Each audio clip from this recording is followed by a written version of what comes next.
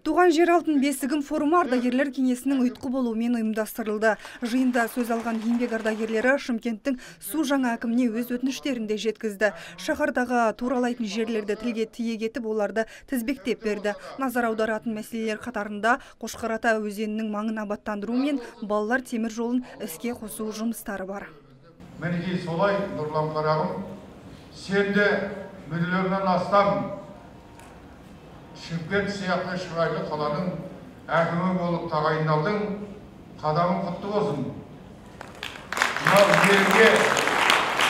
Жерге қызметіңді бар ықыласыңмен жасауыңа тілектеспін. Сонымен қатар форумда қаланың әлеуметтік экономикалық дамуына үлес қосқан азаматтар марапатталды. 27 адамға әкімнің алғыс хаты, қалалық мәслихат пен Нұр Отан партиясының грамоталары табыс етілді. Еңбегі еленгендердің қатарында судьялар, кәсіпкерлер, дәрігерлер мен облыстық мәслихат депутаттары бар. Солардың бірі Тұрысбеков Мағауия. Оның үстіне бізді марапаттап отыр. Туған елімізге, туған жерімізге салған құрылыстарымызды айтып, мен оған өте үлкен рахмет айтамын.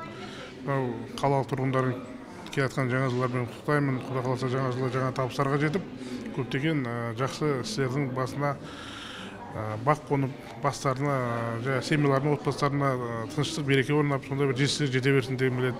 Біз енді осындай құрметтен кейін тағы да сондай бір ойлаймын, осы бір күш-жігер жинап, тағы да бір халықтың игілігіне осындай көптеген іс-шараларды салып беруге, құда қаласа сондай ойда бар енді. Рухани жаңғыру болашаққа бағдар бағдарламасы аясында өткен форум соңы концерттік бағдарламаға ұласты.